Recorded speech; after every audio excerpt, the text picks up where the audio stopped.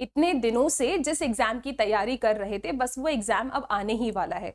I know इस point of time पे थोड़ा बहुत डर तो आपको डेफिनेटली लग ही रहा होगा। क्या ये नॉर्मल है? यस, ये बिल्कुल नॉर्मल है। लेकिन बच्चों, अगर तुम पूरा दिन सिर्फ स्ट्रेस में निकाल दोगे तो पता है क्या होगा? आपको लगेगा कि यार तबीयत खराब हो रही है, आपको लगेगा कि यार मुझे कुछ आ ही नहीं रहा है। तो इससे अच्छा क्या है कि स्ट्रेस ना लेते हुए अपने दिन को प्लान करो और देखो कि तुम इतने लिमिटेड टाइम पे, ये जो लिमिटेड डेज तुम्हारे पास हैं, यहाँ पे तुम एक अच्छी स्ट्रैटेजी कैसे फॉलो कर सकते हो, कैसे मैक्सिमम रिवीजन कर सकते हो। इस पॉइंट ऑफ टाइम पे अगर आपने अपने टाइम का बहुत अच्छे तरीके से यूटिलाइजेशन कर लिया तो एग्जाम के एक दिन पहले तुम्हें जरा सा भी डर नहीं लगेगा। मैं तुम्हें बताती हूं जल्दी से इन रिमेनिंग डेज में क्वांटिटेटिव एप्टीट्यूड में आपको क्या करना चाहिए। तो सबसे पहले तो यार दो बहुत महत्वपूर्ण बातें। सबसे इंपॉर्टेंट, 2 तारीख को स्टैट्स का कंप्लीट थ्योरी रिवीजन मैं आप लोगों के लिए लेकर आ रही हूं।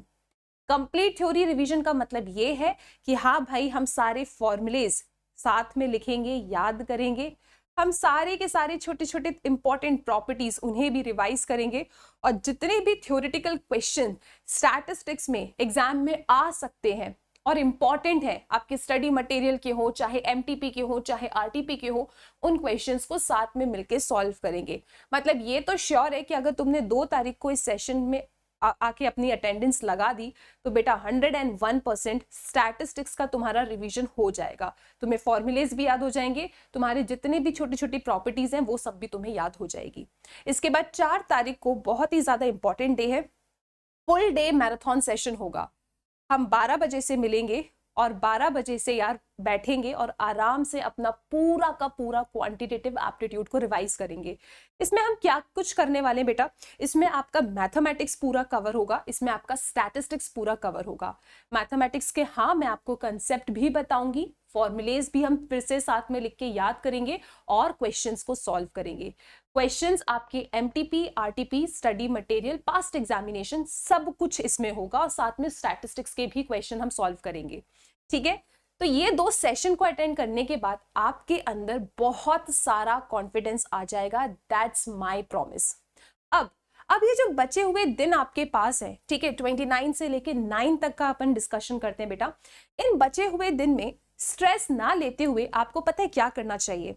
आप अभी बैठिए और आपको क्वांटिटेटिव एप्टीट्यूड में जिन भी चैप्टर्स पे बहुत ज्यादा कॉन्फिडेंस है उनकी लिस्ट बना लो और कैलकुलेट करो वो कितने मार्क्स के चैप्टर हो रहे हैं।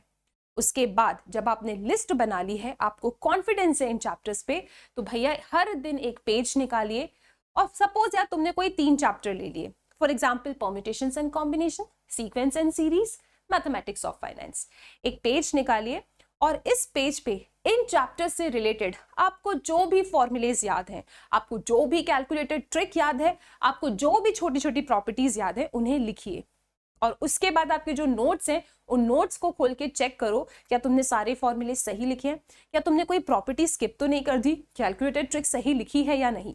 अगर इस तरीके से तुम एक समरी नोट बनाओगे ना तो यार तुम्हारे दिमाग के अंदर formulae, properties, calculated tricks, normal सी ट्रिक सब कुछ छप जाएगी। सबसे बड़ा दुख पता है एग्जाम में क्या होता है? मैम क्वेश्चन आता था लेकिन फॉर्मूला भूल गया, ओ इसमें प्रॉपर्टी लगनी थी, ये समझ नहीं आया। अगर तुम चाहते हो कि तुम्हारे साथ ऐसा ना हो तो बेटा जी ये लिस्ट बनाने के बाद समरी नोट्स जरूर बनाइए, अपने आप लिखिए, आपको कहीं से देखना नहीं है। और उसके बाद जो भी चैप्टर्स की यहाँ पे आपने लिस्ट बनाई है उनमें ड्राइव में जाइए, जितने भी क्वेश्चंस मैंने आपको सॉल्व करवाए, चाहे मेरे 500 इंपॉर्टेंट क्वेश्चन हो, चाहे मेरे 1 शॉट वाले क्वेश्चंस हो, हमने जितने भी क्वेश्चंस डिस्कस किए हैं उन क्वेश्चंस को फटाफट फटाफट फटाफट सॉल्व करो। किसी भी क्वेश्चन में अटक रहे हो, फटाफट सीधे वीडियो में जाएंगे और जाके उसका सोल्यूशन देखेंगे कि ऐसा क्या था कि तुम उसमें अटक गए। स्टडी मटेरियल पूरी इस समय पे आप सॉल्व नहीं कर सकते हो तो आप क्या करोगे? स्टडी मटेरियल के क्वेश्चंस को स्कैन करोगे, देखोगे क्या आपसे बनता है, हाँ ये क्वेश्चन बन जाएगा, ठीक है ये बन जाएगा, अरे ये क्वेश्चन तो मुझे समझ ही नहीं आ रहा है, तो उस क्वेश्चन को हाथों से सॉल्व करने की कोशिश करो। अगर फिर भी ना आए तो भाई उसका सोल्यूशन देखो कि आखिरकार इसमें हुआ क्या है। अगर इस तरीके से तुम रिवाइज करोगे ना तुम बहुत सारे चैप्टर्स को कवर कर पाओगे। इसके बाद इस लिस्ट के अलावा अगर कुछ ऐसे चैप्टर्स हैं तो तुमको लगता है कि मैम मेरा 50-60% प्रिपेयर्ड है, उतना कॉन्फिडेंस नहीं आ रहा कुछ 3-4 चैप्टर्स पे या 2-3 चैप्टर्स पे, तो अगर 2-3 चैप्टर्स हैं और तुम चाहते हो कि तुम उन्हें भी पढ़ लो, तो बेटा उनका वन शॉट देखना, उनका वन शॉट देखो अच्छे तरीके से और समझने की कोशिश करो। हाँ, अगर कुछ ऐसे चैप्टर्स हैं जहां तुम्हें लगता है कि 50-60% तैयारी है, अगर थोड़ा सा मैम मैं और पढ़ लूं तो शायद वो 80-90% हो सकती है मेरी तैयारी, तो डेफिनेटली आप उन चैप्टर्स के वन शॉट को देखिए। बच्चों, आप जिस भी चैप्टर का नाम लोगे ना, उस चैप्टर का वन शॉट आपको चैनल पे मिल जाएगा। ये समय तुम्हारे लिए बहुत क्रूशियल है। इस पॉइंट ऑफ टाइम पे बस ये मत सोचो कि ये पढ़ना है वो पढ़ना है, शायद मैं सब भूल गया, ये सब नहीं करना आपको।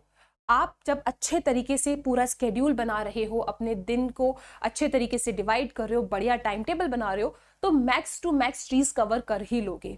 अब कितने घंटे पढ़ना चाहिए मैम मैथ्स हर दिन? तो बेटा आई एम 100% श्योर कि तुम सिर्फ मैथ्स अभी नहीं पढ़ रहे हो, तुम साथ में और भी सब्जेक्ट्स को पढ़ रहे होगे, और तुम्हें पढ़ना भी चाहिए, क्योंकि चारों पेपर को बैलेंस करोगे तभी पेपर क्लियर होगा।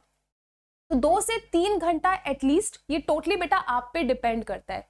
अगर तुम्हारा जो भी टाइम टेबल है, तुमने जिस भी हिसाब से प्लानिंग की है, तो कम से कम 2 से 3 घंटे मैथ्स तो पढ़ो। अच्छा, क्या तुम्हें हर दिन मैथ्स पढ़ना चाहिए? अगर मैं 29 से लेके 9 तक की बात करूं, डेफिनेटली मैथ्स तुम्हें हर दिन पढ़ना ही चाहिए। 3 घंटे नहीं पढ़ पा रहे भाई, 2 घंटे कर लो। लग रहा है कि मैम मैं तो 4 घंटे पढ़ सकता हूँ, वो टोटली तुम पे डिपेंड कर रहा है, लेकिन कम से कम यार 2 घंटे हर दिन तो पढ़ो ही पढ़ो। इससे ज्यादा कर रहे हो, दैट्स रियली अमेजिंग। अगर इतने टाइम पे नहीं हो रहा, थोड़ा टाइम इंक्रीज कर पा रहे हो, अपने आप को पुश कर पा रहे हो, दैट्स अमेजिंग। ठीक है, याद रखना बच्चों, तुमने जो ये तैयारी शुरू की थी ना, इस तैयारी को एकदम अभी ना फाइनल शेप देने का वक्त आ चुका है। इस समय पे अगर तुम घबरा गए, इस समय पे अगर तुम गिव अप करने लगे ना, तो तुम्हारी पूरी मेहनत बर्बाद हो जाएगी। अपने आप को पुश करो और तुम कर सकते हो। अगर तुम्हें ऐसा लग रहा है कि तुम चीजें भूल गए हो, तो वो बस सिर्फ तुम्हें ऐसा लग रहा है, रियलिटी में ऐसा कुछ नहीं है, तुम्हें सब आता है, बस तुम्हें ढंग से रिवाइज करना है। सिर्फ रिवीजन है जो चाहिए और कुछ नहीं। ठीक है, कमेंट सेक्शन में लिखो फटाफट कि भाई तुम पेपर क्लियर करने वाले हो और तुमको जरा सा भी डर नहीं लग रहा। हम सभी एजुकेटर्स तुम्हारे साथ हैं। All the very best.